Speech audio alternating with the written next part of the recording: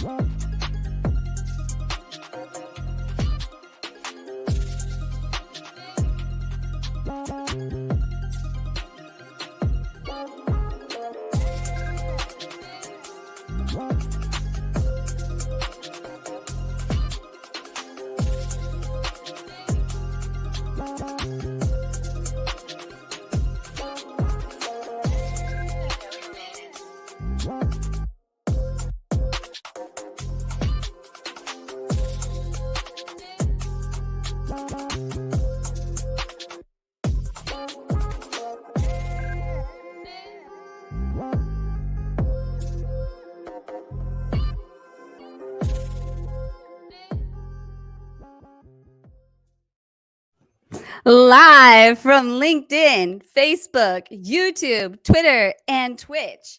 It's Revening's Whiskey Wednesday.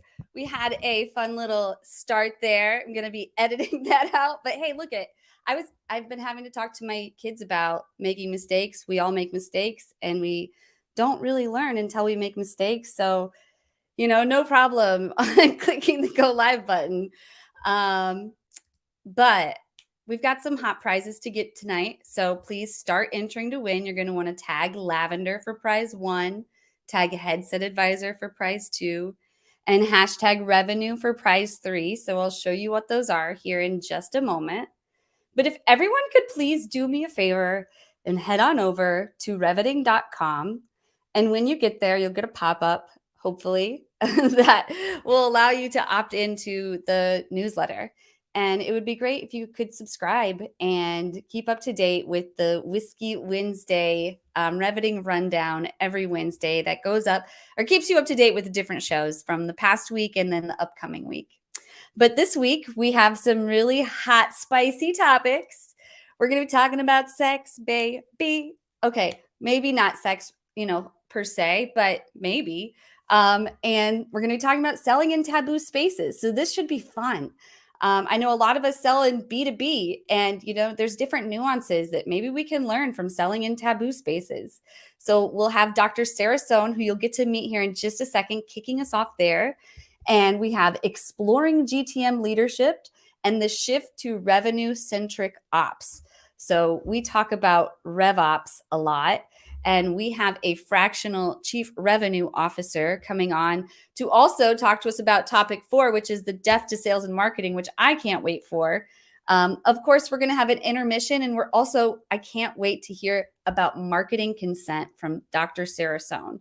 So if anyone needs to know about marketing consent, I can guarantee you it's her. So we're going to have a lot to learn there. And then, of course, we've got prizes, Guru of the Week, and the after party on Google Hangout. So stay tuned to join us. But yeah, you want to make sure that you're entering to win the prizes that we have tonight.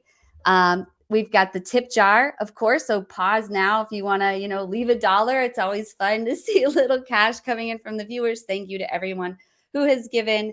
And also, if you like the show tonight, I'm using StreamYard. I am a StreamYard affiliate. So you can pause here and use my link and sign up. You get a little bit of a discount and I get a little bit of a cut. And also, if you want help with it, I'd be glad to help you with it. Just go to revenue-centric.com and you can go to my services page and book a time with me and we can talk about it. If you like my outfit tonight, I'm going to go back to the Latote here. If you like my outfit tonight, I am wearing Latote. It's an app that helps curate my clothes based on the style preference and size. And I really like it because it's not always easy to dress business casual, or, you may want something like fancy going out style, but you don't want to like necessarily buy something. Well, it's a monthly subscription and you get, as many boxes as you can, ship back and forth between them. But I really like it. And then you get a discount on designer clothes if you decide you want to keep something. And so for prize one, let's hop right into it. So if you're tagging Lavender, you're entering to win 1 year free with Lavender Pro. So if you're not already, you're going to go, if you don't know of Lavender, please, if you use Lavender, I want to hear from some users in the comments. Tell us about it. How do you use it? How does it help you? Lydia, if you're watching, we've got a 30-minute, it says cold call, but it should be cold email coaching from Lydia. And she is going to be helping people. I know she uses Lavender, so she can talk to you about it as well. But basically, it's an AI tool that helps you with those really hard to send cold emails. I know that sometimes I feel confused talking and writing my own emails and reading them back to myself.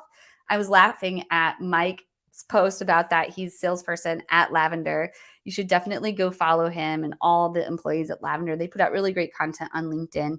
But you're going to get a year free if you win. There's one winner for all of these: 30 minutes coaching with Lydia, as well as Task Minions. That's a VA service, and they'll do 500 human validated contacts, so helping you with your data, or 10 hours of VA service. So prize two is you're going to want to tag Headset Advisor, blow them up to enter to win a headset, a professional headset they sell to sales teams. So if you know anyone who needs a headset, they're maybe having to make phone calls in really loud environments. They're noise canceling, and it's just a really high quality and a really awesome team. So tag them, blow them up, and enter to win a headset along with 30 minutes cold call coaching with Tom Slocum. Shout out to Tom. And then prize three, at the end of the show, I'll let our guests explain these prizes. But essentially, you're entering to win coaching with both of them. And you're going to see why you want that here in just a moment. But before I bring them in again, I want to tell you about next week. So if you head over to the Whiskey Wednesday page, if you're not already there, and subscribe for next week. Register to hear from Rajiv. So it's Raj Nation. So Nathan, you can search him. This is exactly how his name is on LinkedIn. But I came across him in the Hype Cycle go-to-market games, and he was a judge, and he didn't kick me off. So I got past his round. But that's not why I like him. He puts together really hilarious parodies, and I love a good parody. I did the Pitch Slap parody, if you remember, but his are way better than mine. And he does a pitch. He's got his, I think it's called the Picasso method, if I remember correctly. And then there's Dr. Brian Segre, and he's doing coaching. And if you're not following him on LinkedIn, he's putting out really inspirational content. You should definitely go follow them and come next week. But without further ado, let's bring on the guests. Welcome to the show, Jim and Dr. Sara. Thank you so much for being here. Hi, I'm so glad. Yeah. Hey, Jesse. Hey, Dr. Sara. So honored to be here, man. What a great introduction. And I'm really looking forward to tonight. Awesome. Thank you so much for saying that. I'm really looking forward to tonight, too. Before we get into our first topic of selling in taboo spaces, let's hear from both of you and learn a little bit about you, if you don't mind. And Jim, if I'll pull you up here full screen, could you take 2 minutes and tell us a little bit about yourself? Yeah, absolutely. So I'm joining everyone from San Francisco. I've been here for the last 20 plus years. I'm a career long. I'm even afraid to tell you how long. I'm a 20-year plus chief revenue officer. I've exclusively focused on B2B SaaS and specifically in the go-to-market tech space, MarTech, RevTech, if you will. These days, I call it my happiness stage, Jesse, where I just feel I've earned the right to do things that only make me happy. So I'm a fractional CRO. I work with just a few clients on projects that really pertain to things that I've done throughout my career. And if anyone's interested, you could find me on LinkedIn. I am always looking to make friends in the revenue space, if you will. I actually have a fun cartoon newsletter that I do to try to entertain and teach a little bit as well.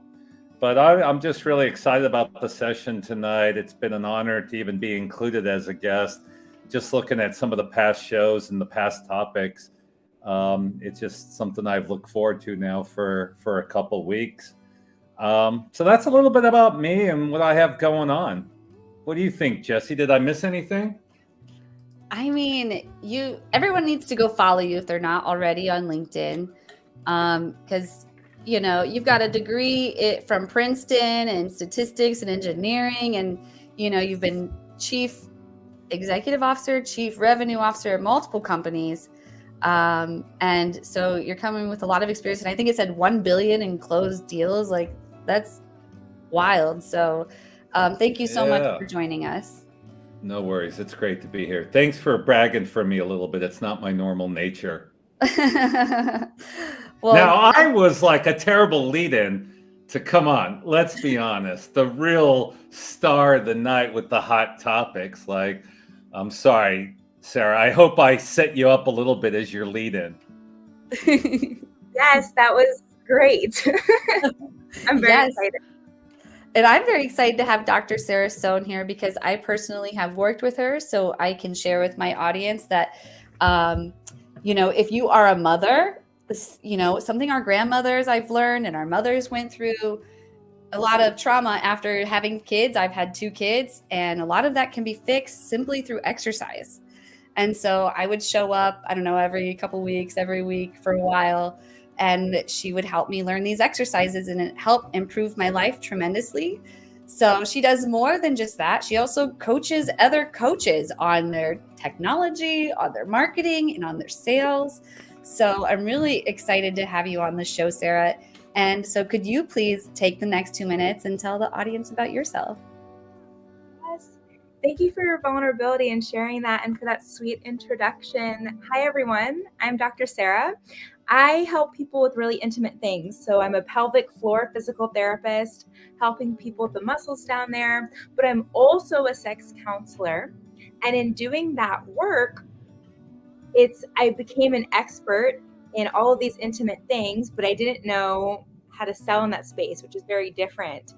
And so what happens is that people will end up taking a course on marketing, but it doesn't always apply when you're working in a very intimate and personal space. So now I also teach other coaches and health providers how to be experts in sexual wellness, pelvic health, and selling in that space.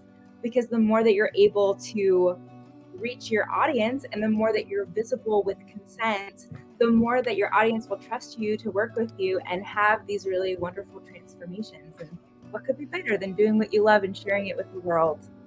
That's me. I have a little private practice in Florida for one-on-one sexual wellness and pelvic floor health, but I also have an international online education platform for anyone that really wants to help someone with these taboo topics and sell their space, create their own programs, do things similar that I have done. It's really fun and a rewarding career. I'm just so lucky to be here and share it. Thank you for inviting me. It's a little intimidating because you all are so amazing, but this is wonderful. I'm so glad to be here. Oh, well, you're amazing too. So you fit right in, Dr. Sara Sohn. And if we have any other coaches in the audience, plug it in. Would love to hear from other coaches. And if you have any questions as we're going, please, we want to keep this interactive with the audience. And I'm really excited about this first topic. So selling in taboo spaces. Would love to know if anyone in the audience has ever sold in taboo spaces. But let's get kicked off with that, Dr. Sara. So Can you talk to us a little bit about your experience with selling in taboo spaces and sort of what you would suggest maybe to what B2B sellers can learn from that? Yes, such a great question. So I'm curious for anyone that is listening, what type of taboo space that you work in, because when we are selling our services, there is so much vulnerability that goes behind the work, right? We're not just saying, here's my work, it's here's how much I deserve to be paid for my work. And here's why me, and all of these different wounds that can come up. And especially when you work in a taboo space, a lot of people have been exploited when it comes to in spaces like medicine, sexuality, and more sensitive topics. And it's a place where we really want to remember that we're helping humans, right? So even the language that we use, I try to change language from leads and converting to inviting my audience, right? To connecting with people and remembering that these are human beings. And some of these techniques that I now teach and have learned that are in selling in taboo spaces and consent not only have made it so that people trust me and want to work with me, but they also have helped me to stand out exponentially and grow a successful now 2 businesses.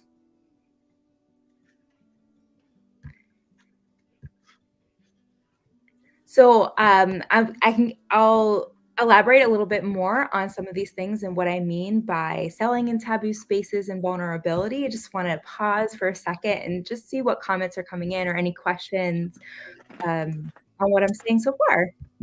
Well, let's go back and see. So, anyone have any questions? It looks like, what counts as a taboo space? That's a good question. Great question. So for me, I work in pelvic health and sexual wellness, and I've been in that space my whole life. But I think that any space where you're asking people to be vulnerable, which is many, can be considered a taboo space, right? So if we think about something like what I'm selling in sexual wellness, this is a place where people might have trauma histories.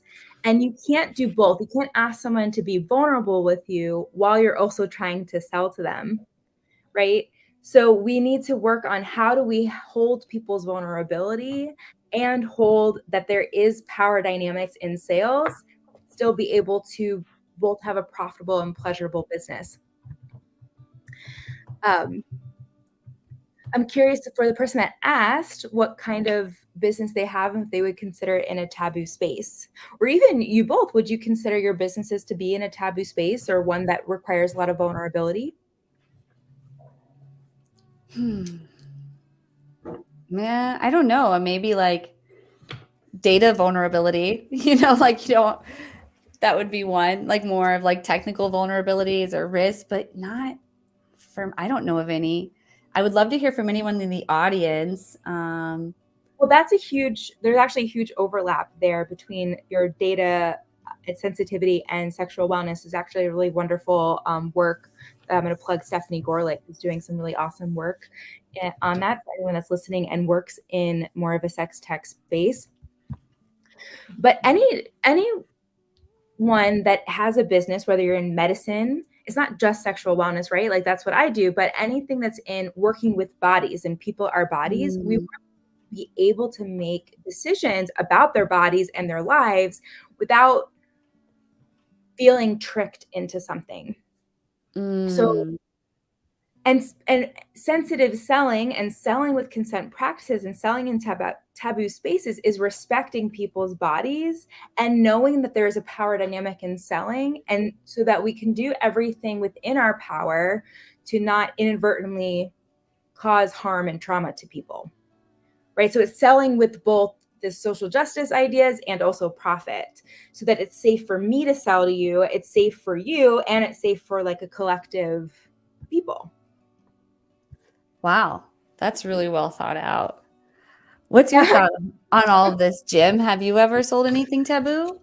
Well, the way the wonderful Dr. Sarah defines it, I don't think I qualify. The thing that popped into my mind early in my career, again, I'm like one of these MarTech, RevTech people. Early in the email industry, there was a lot of acquisition email, and it was almost like you didn't want to be in that business. But I remember inheriting and buying a company that was in it, but you're feeling like, oh my gosh, am I doing something that's sinister here because can spam and legislation. So when I thought of taboo, it's like, I'm in this business because it's driving a lot of revenue, but my gosh, it could really hurt our reputation.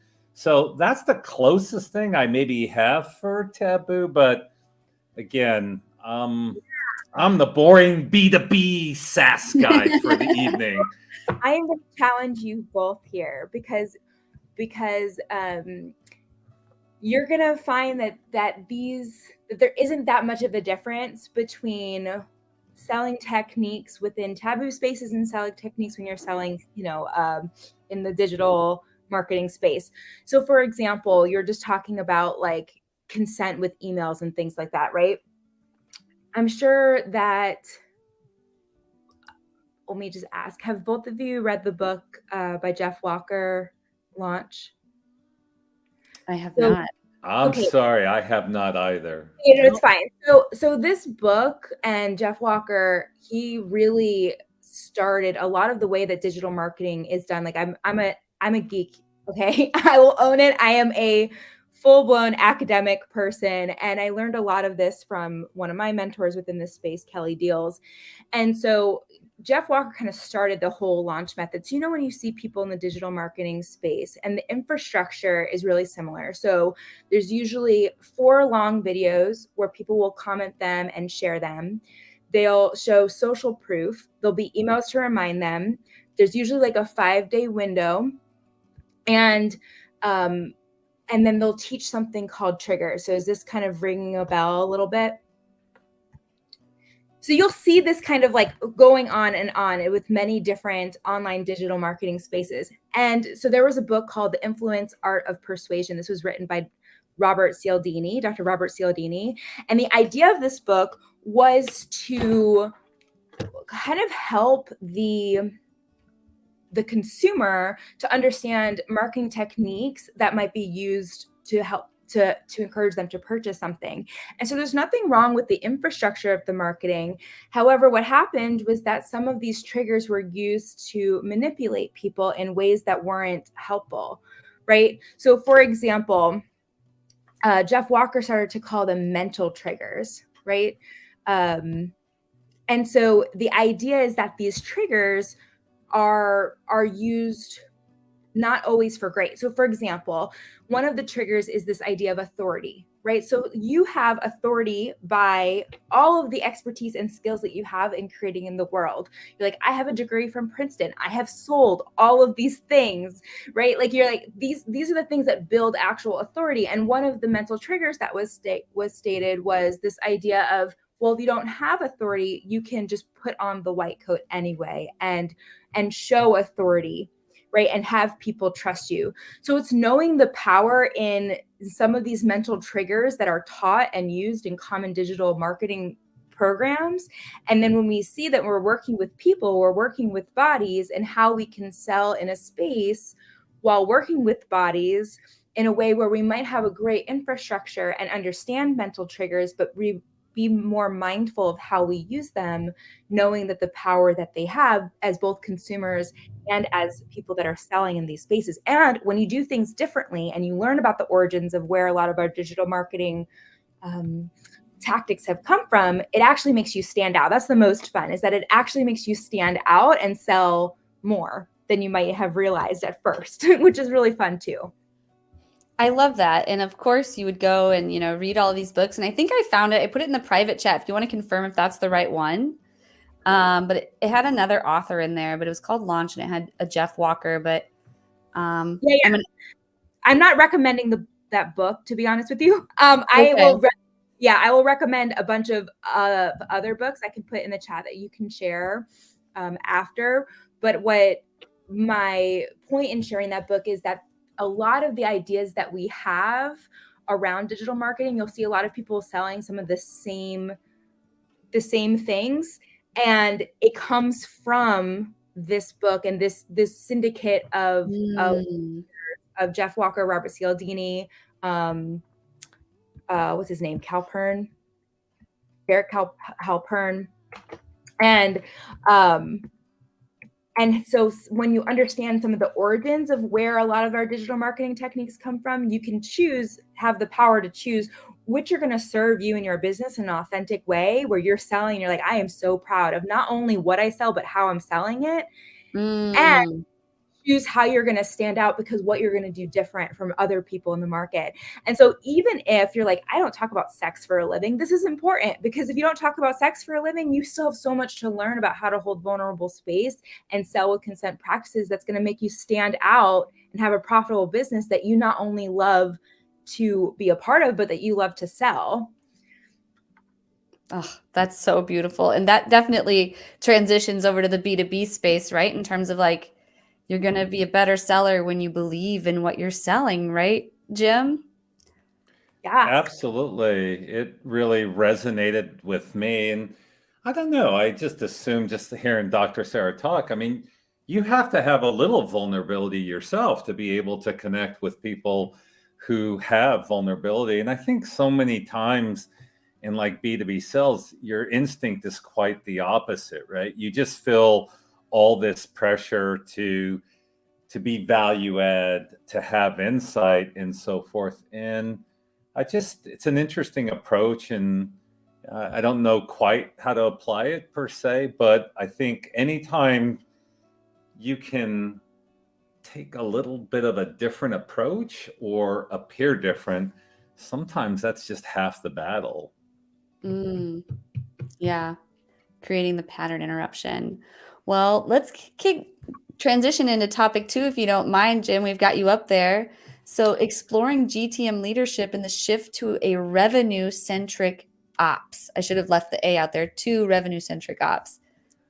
No worries. I know that on Jesse, some of your wonderful previous Wednesdays, if you will, you've had some RevOps discussions. I wanted to talk a little bit about what does RevOps really mean and connect to go-to-market leadership. So if you're sales, marketing, customer success, whatever leadership, what does it really mean? I'll say this, though, that with the rise of the emphasis of RevOps and just the notoriety, I'm such a big fan.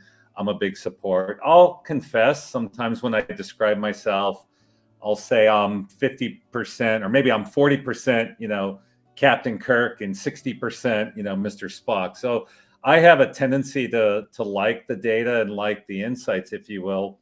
And it's just so important. So as we set up this topic, I'm just talking about, what does it mean as a go-to-market leader to connect to data and tools and have that insight? I know for me, I've heavily used a relationship with RevOps, heavily around accountability within the org. If you can't measure something, then you can't optimize. If you can't measure it, then you can't hold people accountable. But I don't know. I thought I'd start with some controversial statements, and then we'll see if people respond to these statements in the comments, if you will. Well, it looks like you already got one question before you get into your statement. Oh, fire away. How is go-to-market transforming? I would just say that for me, the things that are transforming is, number one, we actually use that acronym, Mr. AP, GTM. Just think about it. I bet you like a year, 2, 3 years ago, it wasn't even that common of an acronym. So one of the things that I see that's happening is just maybe more alignment or desire to align between sales and marketing, customer success, the front half of the buyer journey, the second half of the customer journey. And I think now, and I think the pandemic maybe helped some of this, is that with tools like Gong and so forth, you have so much data, it's online, if you will, that your optimization and the ability to test in digital channels and see results and optimize, I think it really has changed the cycle times and how you can like look at your strategies and so forth. But I was going to make a controversial statement to the group and see if people agree or disagree with me. So I'm going to say you cannot be a go-to-market leader today if you do not have any skill, any ability to log in to a tool, most preferably probably your CRM tool, and be able to make use out of it. I liken to back in the day when I've had managers, again, many years ago, where they used to have their emails printed out in order for them to read it because they couldn't read their emails online. How bizarre is that? So my statement is like, look, if you're trying to be any sort of go-to-market leader and you have no ability to log in and hands-on, you can't get into HubSpot or Salesforce and run a little report, like my assertion is you have no business being in go-to-market leadership. Controversial statement. Who's with me? Does anyone agree with this? Any challenges to that statement? Oh my gosh, I don't think anyone in the audience would challenge, like, should you have a CRM or some sort of system where you're keeping all of your contacts? We're going to be getting into marketing consent here later. It's a great way to keep, organized who you can email and who you can't.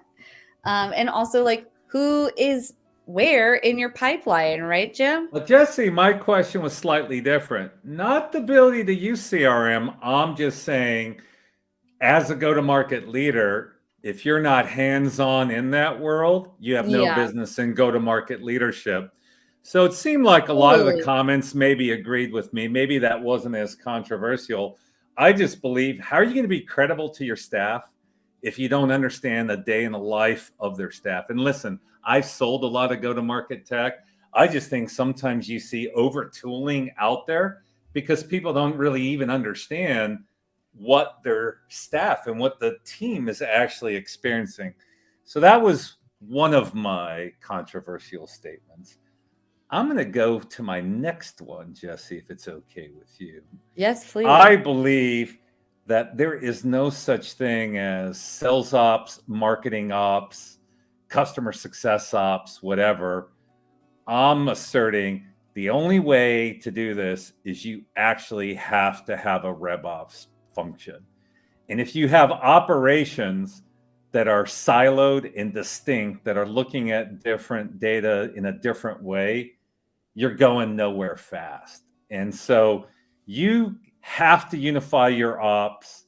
It's the only way that you're going to drive success. Who's with me or disagrees with me on that one? Are these too obvious?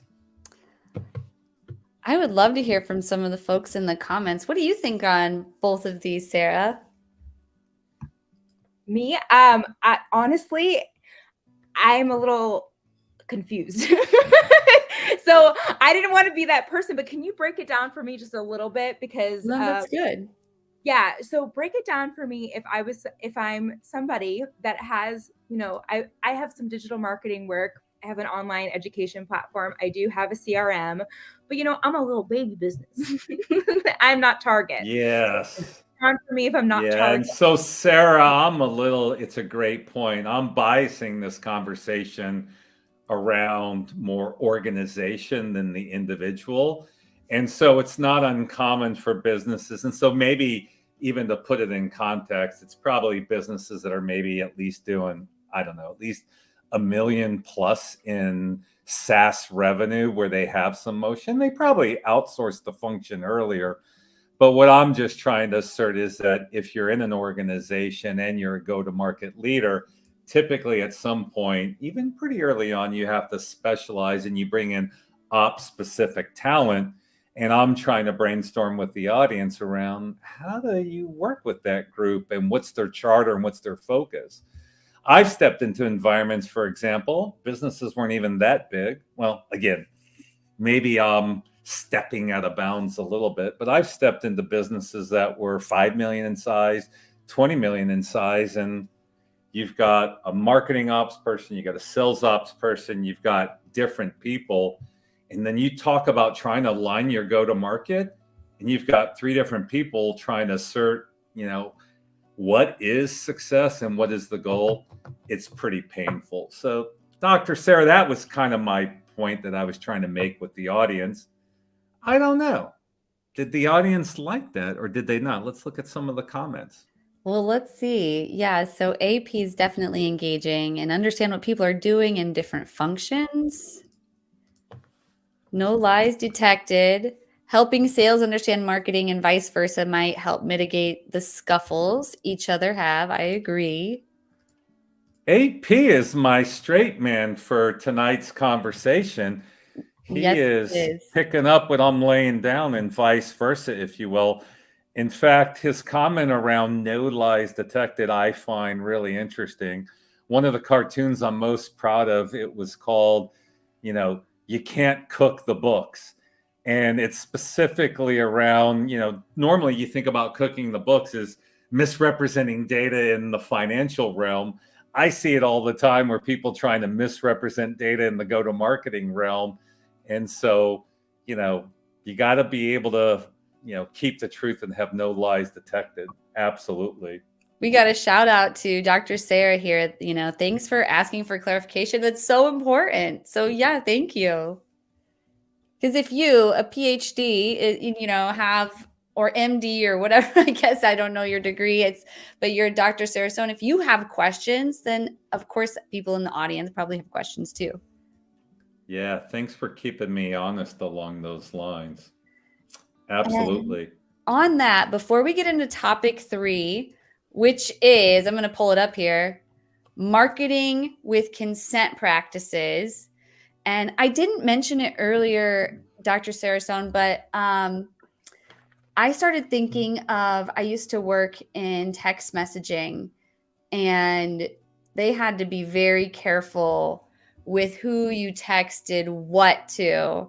And so it wasn't necessarily, I guess it was health related to some extent. So yeah, they had to be very careful about how they sent people what information. They usually couldn't send them anything except just like a notification. But we're going to get into marketing with consent here in just a moment. But before we do, we've got a quick message. Hey there! In this video, I'm going to show you how to build a WordPress website using the Divi theme. So years ago, when I first wanted to build a website, I was so lost when trying to figure out what I needed, which settings were important, and what tools to use. I really wanted someone to walk me through step by step and to show me which buttons to push. I was able to find someone to support me through that, and I wanted to extend that same level of support to you to help you get started on the right foot. So in this video, we're going to go over how to connect your domain and hosting, installing WordPress, installing a premium theme that I love called Divi, and important plugins that I install on every single website, and then what settings to use for those plugins as well as the theme. So if at any point you're thinking to yourself, it'd be so cool if someone would just do this for me, you can just pause the video at that point and scroll down so you see my guided DIY package. And I'm happy to set all this up, plus assist you as you build your website. Hi, I'm Valerie Christine, and I'm so happy to be here on Whiskey Wednesday. I help women break free from stored trauma so they can be successful. If you've ever known how to do something, you had all the strategies, but you still weren't successful at it, it might be because of stored trauma. This can come up in the form of procrastination, self-doubt, people-pleasing, not having clear boundaries with yourself and with others. And often people look for the answer outside of themselves, but it's usually within. So if you're finding yourself struggling to succeed and you know what to do, you have a list of what to do, but you're just not able to get yourself to do it, reach out to me on Instagram at Heal with Valerie, and that's Heal with Valerie.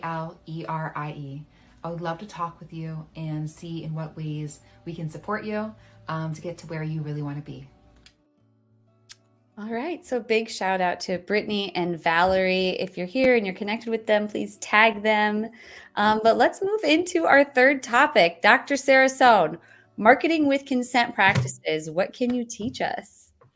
Yeah, so I'm so glad that we are having this conversation. What's so interesting is the breadth that we're all bringing, right? So these organizational businesses and small businesses, and how marketing with consent practices is important across the board, right?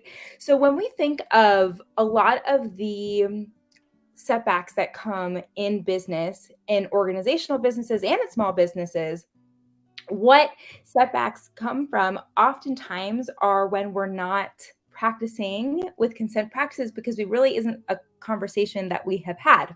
So let me give you a small example. When the common consumer goes to sign up for your lead magnet, and they're like, if I sign up for this lead magnet, I'm going to get the most wonderful 10 steps to market my business ever sent to my email. The average consumer doesn't always know that that is going to then lead to a funnel and then to sell something, right? And so this was an idea that I got from one of my mentors, Kelly Deals. So if you're interested in this topic, I recommend looking them up. But one of the tips that I got from this person was, well, what if consent was part of every step of this email? So hang in there with me. So now when I go to this landing page, it'll say, when you opt into this, landing page, you're going to be a part of my marketing emails and you're going to get an email once a week or something like that. This is actually legality in a lot of countries. But now they get that email that they were expecting. And let's say you're going to do a launch or you're going to sell something different than maybe what they were expecting. I started to model this after one of my mentors, which is to send a consent email first. And at first I was really nervous about this. I was like, if I send an email where I'm asking people if they would like to be invited into this next offer, or if they would like this set of emails, who on earth is going to then stay in my email list? So what I did is I just tried it. I said, I am launching this program. And if you do not want to be a part of knowing about this, you can click here, but you can still stay on my email list. And what happened is that I noticed that a lot of people stayed on my email list, but even if they didn't want that launch. So I didn't lose them completely as a person on my email list. And there were people that when they got this email immediately responded just to say, that was so wonderful that you asked. And I'm so curious. It piqued their curiosity of, oh, tell me more. What is this program that you're going to be sharing and talking about? So that's just one small example of thinking about how consent in marketing, instead of tricking people, especially now the average consumer is bored. We all went through COVID. We all were at home just buying stuff or wishing we could buy stuff, right? And just really feeling this feeling of, I want maybe to be a part of these things, but at the same time, how do I buy it and not feel and be a part, make the whole buying process fun for them as well. And so I started to think about how consent practices could be not just in the work that I do as a sexual wellness leader, right? Helping people to have autonomy in their bodies and helping people to understand how to have boundaries around consent of their bodies, but how I could model that also in the way that I even sold my services and the way that I advocated for sales. I'm gonna take a little pause, and for both of you, does this relate? This idea of consent within marketing, does this relate to the work that you do? Absolutely. I'll let you go ahead, Jim. Yes, without a doubt. So just, as transparency, I mean, I've worked in MarTech, RevTech, so orchestration platforms that include email and mobile and other website personalization, so forth, is pretty common. And there's a right way to do it and a wrong way to do it. And sometimes people get aggressive around assuming opt-in and assuming consent and pushing some of those boundaries. And so, yes, Dr. Sara, your comments really resonated. And there's a way to have trust, and there's a way to have a brand that means something to people. And I see people trying to push those boundaries all the time. In your world, it might even be more interesting because I think in taboo spaces, man, I don't know if you could push that hard. What do you, is that a fair statement?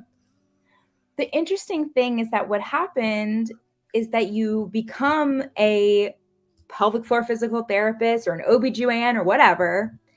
And then your little chicken nugget birdie self is put into the world and not have no idea. You start taking these marketing classes where you learn some of those techniques I was just talking about, and you go to try to sell something and you're learning all of these practices that aren't consent based, and you start to feel icky. And I'm sure I'm not the only person. I'm sure even if I was selling like, candlesticks, I would start to feel icky with some of the practices that I'm learning, but it gets amplified when there's this duality or dichotomy of you're helping someone learn consent practices within their own body and within their work and within their sexual wellness, and then selling in a way where there's nothing modeled to teach you how to do that.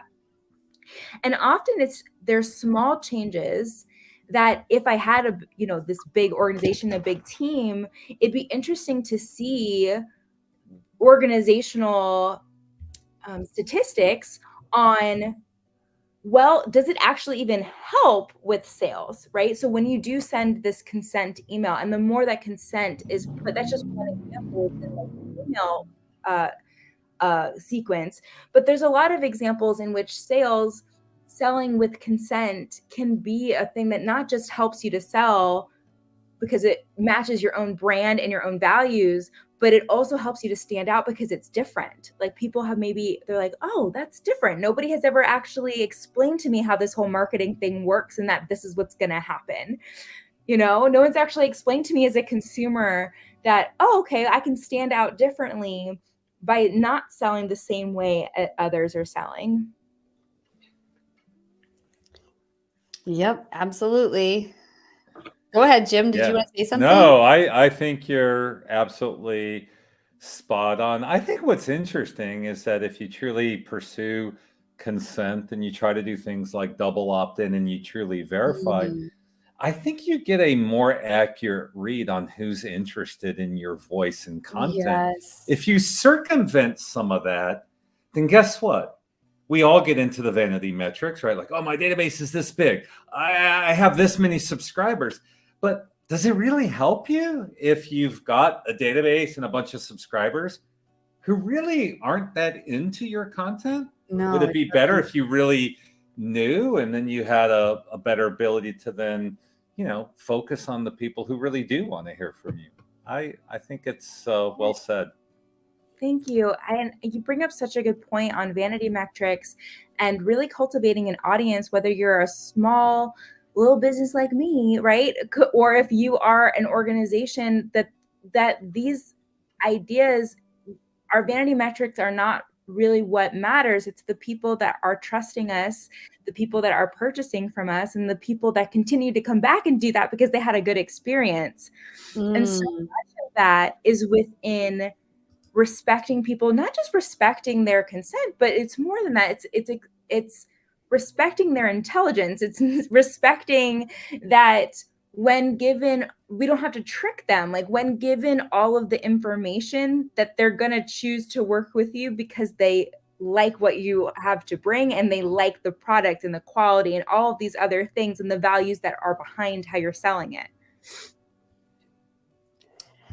Absolutely. And I love what you said about it just comes down to respecting your audience. And I agree with what you said about double opt-in.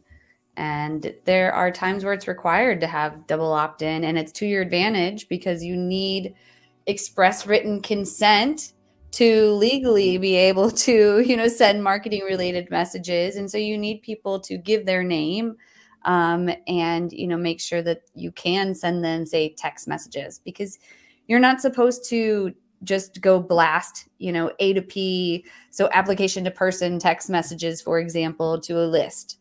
And it's always a huge red flag to me when I come across anyone who wants to just buy a list and, mass text or email them. Because you do need to do it a certain way if you're going to be opting them in. Now, if you're doing P2P, so one-to-one, then that is okay. You can, from one person to the next, send them a message. But yeah, there's just a lot of problems. And I know I get so many text messages these days from spammers and people trying to like get me to click on whatever it is that they're going to send me, that you blend in when you do the same thing. So you might as well like do it the right way. It takes a little longer, but build your brand. If you need help with that, you can go to revenue-centric and we'll help you out. But no, it's a great topic. I mean, any last, points on marketing consent, Sarah? Yeah, so much of this, and thank you for saying all of that. So much of this, what's so interesting is when you take a marketer and a tech guy and a pelvic floor therapist, sex counselor put in the room, what is the thing that we all have in common? And it's understanding power dynamics. It comes down to knowing that you are a powerful person that has something powerful to offer, and that people want to work with you. They want to hear from you. So why underplay the power that you have and do tricky things instead of saying, I am powerful. People want this. People need this. They want to work with me. And I understand that power, and I stand out because of it. I'm not afraid of it. Definitely. Great. Dr. Sarah, I thought you were almost leading us to a joke, like a sex therapist, a B2B go-to-marketer, and a LinkedIn brand expert all walk into a bar. Like, I don't know, man, there might be like a joke that comes out of that. I can't think of the punchline, but you were setting us there for a great little intro. Full transparency, I actually enjoy improv comedy. I go and I practice, and I couldn't get there. I was trying real hard though. I loved it. That was amazing. Would love to hear from the audience. How are you guys respecting your audience? And also, how am I respecting you? So if there's anything that I could do better to respect my audience, please let me know, because I think communication is a big part of that as well. If there's anything I can ever do to make this a better show for you, please let me know. But I think we still only have one person who's officially tagged Lavender to enter to win prize 1. We've got 3 entries on Headset Advisor and 4 entries on #revenue. So there's, not a lot of competition. So make sure you're entering to win these prizes. And let's get into the death of sales and marketing. Oh my goodness. I'm trying to think of how this would work for an individual contributor like you, Dr. Sara Sohn, but maybe we can get to that after we hear from you, Jim. Yeah, absolutely. A very controversial headline there. And people have gotten maybe a chance to know me a little bit. Obviously, I would disagree with that statement. But look, when you're the Dr. Sarahs of the world and you're starting your business early, everything is about your product, right? So what you offer is. I think my provocative statement there was more for, again, my apologies, more on the B2B larger or, million plus type entities. And, we live in such a hype cycle, right? Like product-led growth, PLG. Like for a while there, that's all you heard of, right? And now you see the same thing, which is like, it's all AI, right? So it's so interesting how in business, whether it's the investment community or leadership or individual contributors, it's just interesting how we all just kind of chase around. And I think product-led growth and the fear of what that does to sales and marketing, and why do you need as big a budget and do you need as many people? I think it had people concerned and upset, whether it's leadership or individual contributors. And I think a lot of that hype started with, there were some pretty famous studies. I think Bain did one around that PLG-led companies, we could debate what that means, had better profitability because they're spending less on sales and marketing. It's interesting. There was almost like a counter study that just came out about a month ago from one of the VCs who tracks the publicly traded PLG companies. And now they're seeing just the opposite, where the PLG companies are now experiencing less profitability. But listen, I think you take all advantages that you can get in the world, right? You need to have a great product. I just think that sometimes I've encountered businesses and friends and lots of different people who get enamored with PLG, and it's like, do they even really have a great product? I mean, do they even have a great experience that they could push that product out there and a user's going to be able to deploy it and onboard it, right? Like, is it even a product that is going to be driven by a user making a decision? And as strange as it sounds, I've just seen a lot of instances where you have great fits for PLG and then you have other stuff. So I don't know what the audience has to say. I was just teasing things out. I don't think you'll ever see the death of sales and marketing, but let's be honest. A great product could really help your sales and marketing. And let's also be honest. A lot of times you've got commodity products, early stage products, MVP kind of products. And what's keeping those products in market and viable is the sales and marketing.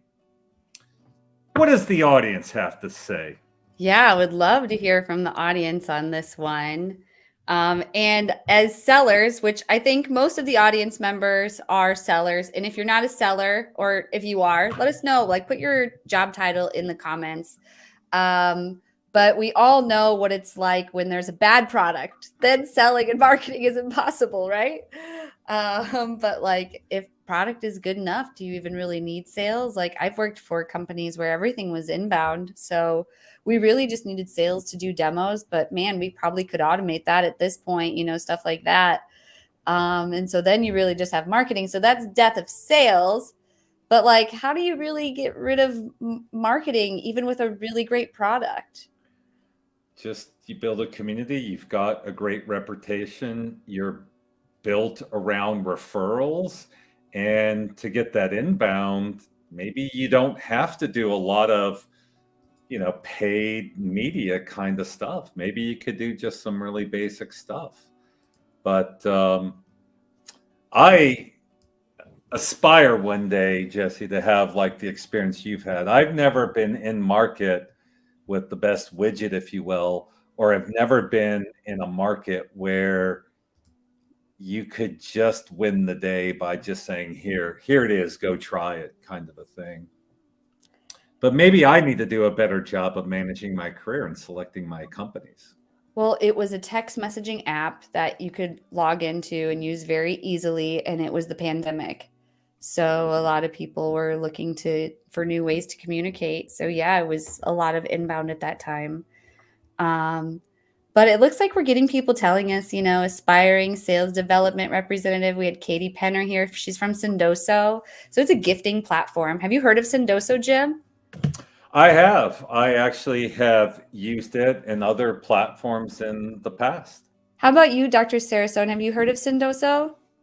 No, tell me more. Give me the yeah, the 411. So like, I had a demo of it several years ago, and it was always something that was like a little bit out of reach, but I'm like, man, maybe now it might be something I could consider either. Like, love to make some Whiskey Wednesday, swag and give out sweatshirts or whiskey glasses or something. But yeah, it's a gifting platform that makes it really easy for sales teams to send gifts, or, marketing teams to send gifts. They work with a lot of B2B companies, but Katie Penner's here. She could put more in the comments. Tell us more about Sendoso. She's doing good work there. So she's head of sales development, strategy, and enablement there. And then we've got, I think we showed AP, aspiring sales development representative. If anyone knows anything, we've got growth and strategy. By the way, Erica, make sure that you actually tag it. So there's an @ up above, but that's just it won't register if the @ is in it. So you need the space. And if you actually tag it on LinkedIn or on Facebook, because they're on Facebook too, then it'll be like headset space advisor. And then it's like they'll get a notification because you tagged them. But then let's see, anybody else? We've got a lot more comments coming in. Let's see what Katie said about Sendoso is fabulous. Oh, and Katie Penner makes it much more. So yes. Katie says we have a PLG. Go try it out. They do. I just got signed up for their free trial. So if anyone is looking to like send a gift, they have a software solution out there. You just go to sendoso.com and check it out. But I didn't realize that. I don't know if that's new or not, but in one of my environments, you might imagine, like there's customer events when we would sign a new customer, or sometimes if customers would have special milestones, they got married, they had a baby, or during holiday time. And it was really convenient for the team. You could set a budget, we could pre-build what the gifts were, and then you just could cut the sales team kind of loose, but it gives you some control. It's a little bit of a schmoozy, right? But sometimes, guess what? To drive sales, sometimes you got to have a little bit of a schmooze. A little bit of a schmooze. Yes, it's so true. So maybe I'll do my schmooze right now. Like, I'm looking for sponsors. If anyone is interested, I would love to get to know you, use your software or your product, and then also share about it. Here on Whiskey Wednesday, we have a very engaged audience. And, you know, they tend to learn about the products that we share here, like lavender, because you're going to get to try it. So Katie's sharing more about Sendoso and their PLG here. Sendoso.com/Sendoso-express, typically e-gifting. But mention Whiskey Wednesday, and we will add some physical sends for you to try out. Oh, shout out, Katie. Thank you so much. So for anybody listening, yeah, definitely check out Sendoso. Let them know that you heard about this from Whiskey Wednesday. And she's going to throw some stuff in, it sounds like. But we have some prizes to give away. And I've had these codes up here tonight. So you've got just a few minutes before we enter to win. One thing that I failed to bring up pre-show was Guru of the Week. Guru of the Week. Ooh, ooh. And since we didn't really talk about it and agree on one Guru of the Week, I'm sort of curious from both of you, like, who is one person out there who is on LinkedIn? Because most of the audience is here on LinkedIn, or if they're on YouTube, they're still active on LinkedIn.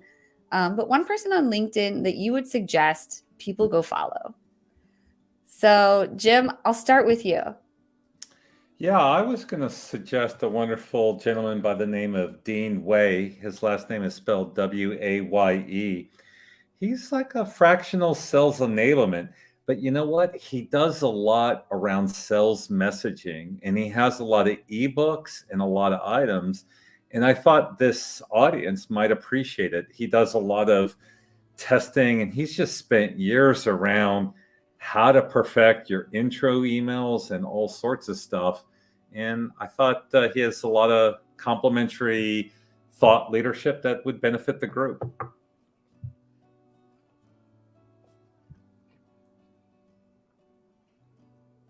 Oh. I just forgot to do mute. But, can you fill us in on a Guru of the Week, Dr. Sara Sohn? Sure. Well, I know that this person would definitely not want to use the word guru because so much of their work is in social justice practices and the words that they use in copywriting. But I love, love, love their work. They're one of my favorite human beings and leaders in this space.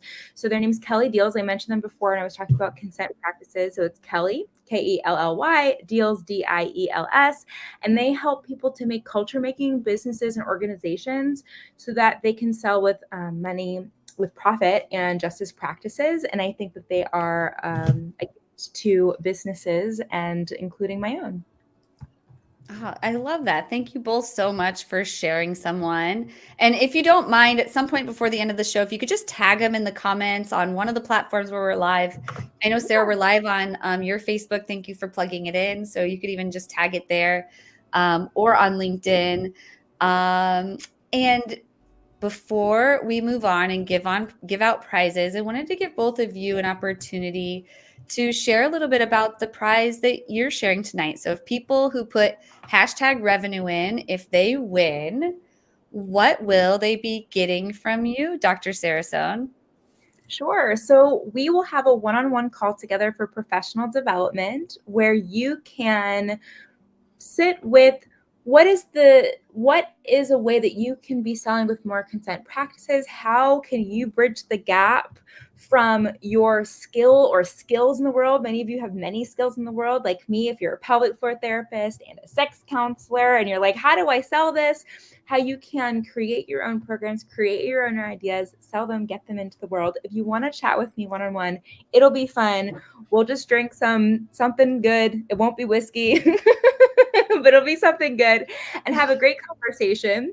So if you want to do that, and you win, that would be great. And if not, I have a free workshop coming up that you are welcome to join. It is going to be for sexual wellness leaders, anyone that wants to lead in this space, or if you're just curious and you want to talk to me about that stuff. You know, CEOs of companies need that support too, and I got you. So just reach on out. Awesome. Thank you so much. And Jim, could you please share similarly what they get if they win? Yeah, they get an hour of my time, and we could use it for your business. I regularly do go-to-market assessments and go-to-market strategy. They could use it that way. Or if they want to use it from an individual perspective around personal coaching or career development, they get an hour of my time, and I'll give you any idea, any thought, any support that I can possibly give you in that hour of time. I may not have the creative cocktails that Dr. Sara is implying, but I might be able to muster up like a bottle of kombucha or something. Ooh, kombucha. By the way, Jesse, I am wearing a shirt. I don't know where I got the shirt today, but if people like the shirt I'm wearing, I'm happy to find out where I got the shirt. Hey, if anyone wants to know, plug it in the comments. Where did you get that shirt? And he's going to help you find it. And let's real quick. Sorry, I'm going to cover you both up. I'll put myself full screen, but just a reminder, if you put in lavender and you tag lavender to enter to win, which we still have one person who has legitimately tagged lavender. So remember, you don't want the @ sign in there. You want to actually tag them so it spells it out and they have a heart in their name. And this is their logo right up here. So you can see that. So it's Lavender Pro 1 year. You get the VA service from Task Minions, and then 30 minutes of cold email coaching with Lydia Hutchison. And so Lydia and I are going to be announcing, I'm kind of giving a sneak peek, our partnering together. We're going to be doing some trading, and she's going to be helping with Whiskey Wednesday. So I'm really excited to be telling you more about that. Hopefully Monday, we'll be making a more official post about it. But she's really awesome in what she does. So she can help you make sure that you land in the primary inbox when you're sending those emails. So you're going to want to set up time with her with prize 1 if you enter to win. And then Headset Advisor and Tom Slocum for cold call coaching. Everyone tag Tom Slocum if you can.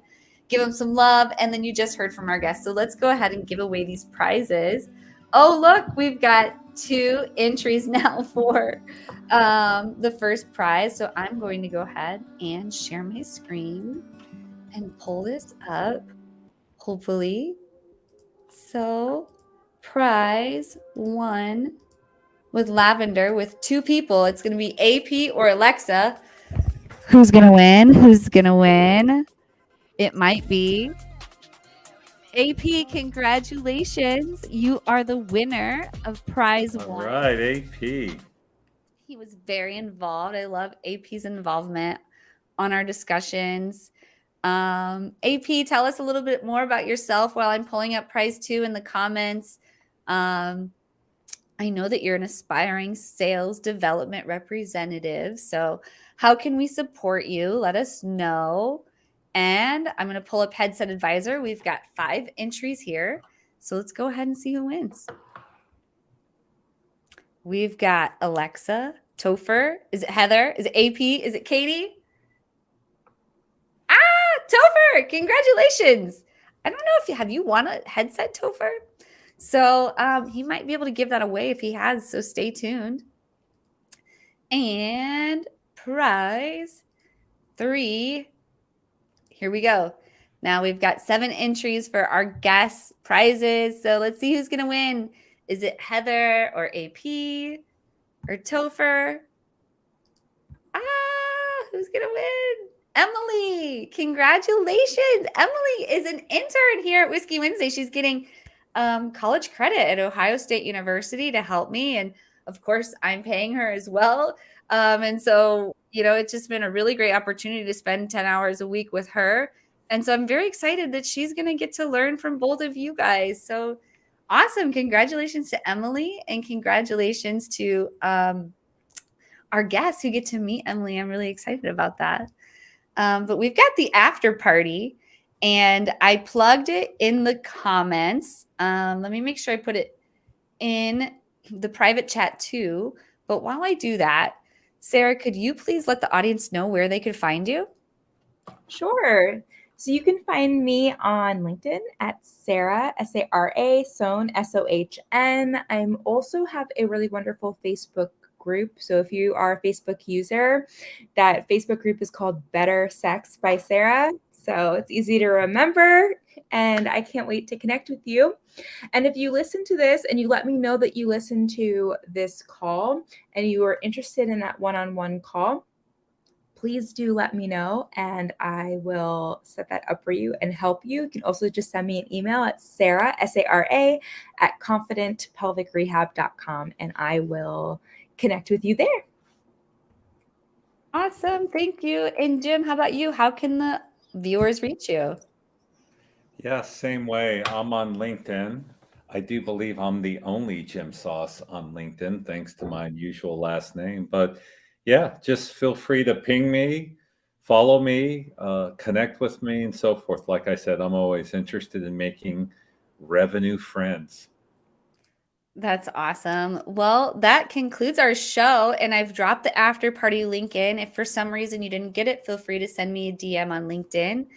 I'm going to go ahead and close us out with a video, but both of you can find the link. Are you going to be able to join the after party? Sure. Awesome. I wouldn't miss it. Great. Well, I know AP will be there. If you all are joining us, let us know in the comments. We hope to see you there. Just hop on over. I'll pull it up and open it up, but I'm going to stay on until the end of the video. So I'll see you all there here in just a moment. Sounds good. Bye. Thank you so much for your time. Thank you so much. See you soon.